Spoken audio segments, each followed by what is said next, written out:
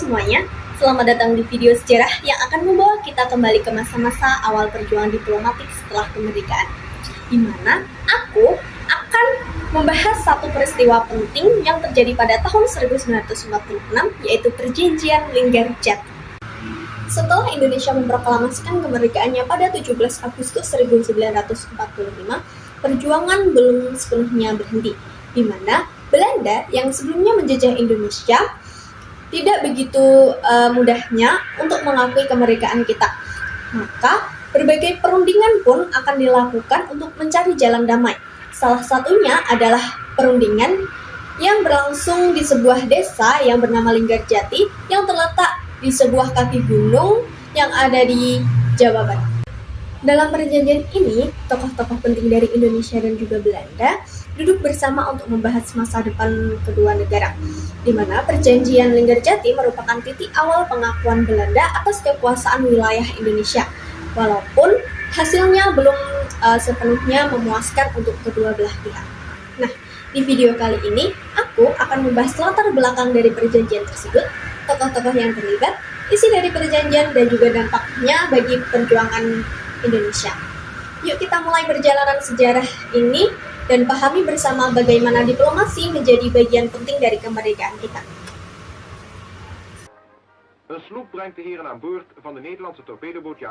Yang pertama adalah latar belakang dari Perjanjian Linggarjati.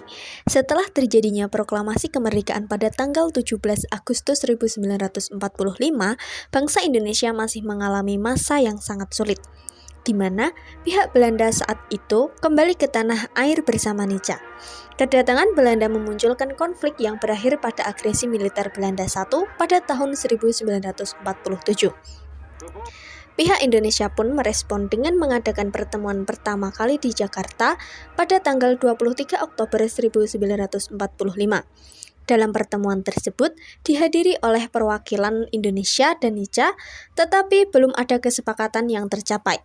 Selanjutnya, dilakukan pertemuan kembali pada tanggal 13 Maret 1946 dan dilanjut pada tanggal 16 dan 17 Maret 1946 yang menghasilkan dokumen Formula Jakarta. Dokumen ini berisi nota kesepahaman untuk bernegosiasi dan membahas pertemuan selanjutnya. Setelah pertemuan itu, wakil dari Belanda membuat koalisi baru yang bernama Koalisi Bersama untuk memulai negosiasi dengan Indonesia. Komite ini diketuai oleh Wim Schermerhorn dari Belanda. Perundingan yang dilakukan menghasilkan gencatan senjata pada tanggal 14 Oktober yang nantinya akan disusul oleh pertemuan di Linggarjati pada tanggal 11 November 1946. Perjanjian Linggarjati yang menjadi hasil dari perundingan Linggarjati berisi beberapa pasal tentang pengakuan wilayah Republik Indonesia. Perundingan Linggarjati ini sendiri dilaksanakan di Linggarjati, Kuningan, Jawa Barat yang melibatkan pihak Indonesia atau Belanda atau Nica. Dalam perundingan ini, Britania Raya menjadi pihak yang menengahi antara Indonesia dan Belanda atau Nica. Latar belakang terjadinya Perjanjian Linggarjati ini disebabkan oleh masuknya Afne yang diboncengi oleh Nica ke Indonesia karena Jepang menetapkan status quo di Indonesia. Hal ini menyebabkan terjadinya konflik antara Indonesia dengan Belanda. Dalam masalah ini, pemerintah Inggris menjadi penanggung jawab untuk menyelesaikan konflik politik dan militer di Asia, sehingga dalam perundingan ini Britania Raya berperan sebagai pihak penengah. Konflik antara Indonesia dan Belanda ini disebabkan karena gagalnya perundingan yang diadakan di Hoek Veluwe pada tanggal 14 sampai 15 April 1946. Perundingan ini gagal dilaksanakan karena Indonesia meminta Belanda mengakui kedaulatannya atas Jawa, Sumatera, dan juga Madura. Tetapi Belanda hanya mau mengakui Indonesia atas Jawa dan Madura saja. Yang selanjutnya ada tokoh yang terlibat dalam Perjanjian Linggarjati. Ada beberapa tokoh kunci yang terlibat dalam kesepakatan Linggarjati, baik dari pihak Indonesia maupun dari pihak Belanda ataupun dari pihak Inggris sebagai perantara atau mediator. Yang pertama, tokoh dari Indonesia sendiri, yang dimana diketuai oleh Sultan Syahrir. Ia dikenal sebagai tokoh yang memilih jalur diplomasi daripada konfrontasi militer untuk mempertahankan kemerdekaan Indonesia. Ia juga memainkan peran sentral dalam menyusun dan menyetujui isi dari Perjanjian Linggarjati. Selanjutnya ada Adnan Kapaugani. Ia tokoh dari Sumatera Selatan yang juga menjadi bagian dari tim perundingan Indonesia. Lalu ada Susanto Tirto Projo, ia seorang ahli hukum yang turut serta dalam perundingan sebagai anggota delegasi Indonesia. Lalu ada Muhammad Rum, ia anggota delegasi yang juga aktif dalam diplomasi Indonesia. Ia kemudian dikenal dalam perundingan Rom-Royen. Yang kedua ada tokoh dari Belanda, di mana diketuai oleh Schermerhorn, seorang Perdana Menteri Belanda yang berpengalaman dalam politik dan diplomasi. Lalu ada De Boer dan Van Poel, ia anggota delegasi Belanda yang turut serta dalam proses negosiasi. Selanjutnya ada Van Mook, ia menjabat sebagai Letnan Gubernur Jenderal Hindia Belanda setelah adanya Perang Dunia II. Dalam perjanjian, ia mewakili Belanda dan menyetujui pengakuan de facto atas Republik Indonesia di Jawa, Madura, dan juga Sumatera. Yang selanjutnya, yang ketiga ada tokoh dari Inggris sebagai penengah, yaitu Lord Kellan.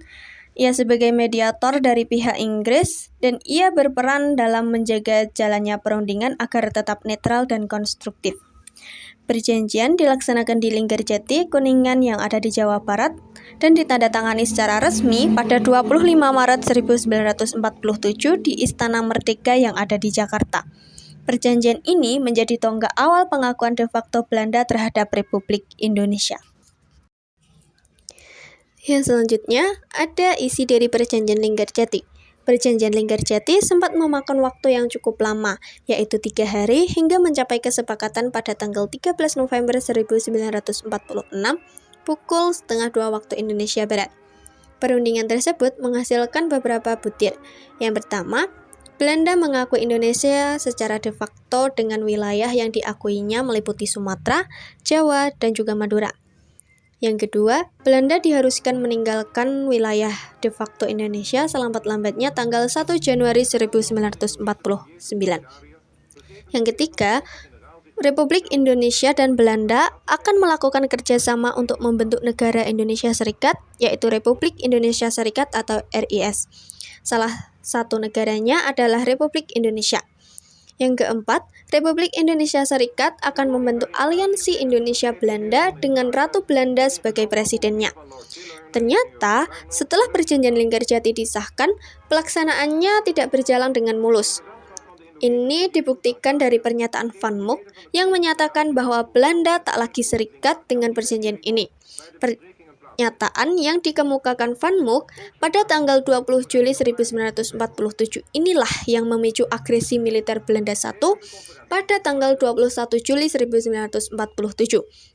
Setelah diusut, pelanggaran perjanjian ini disebabkan oleh perbedaan penafsiran antara Indonesia dan Belanda.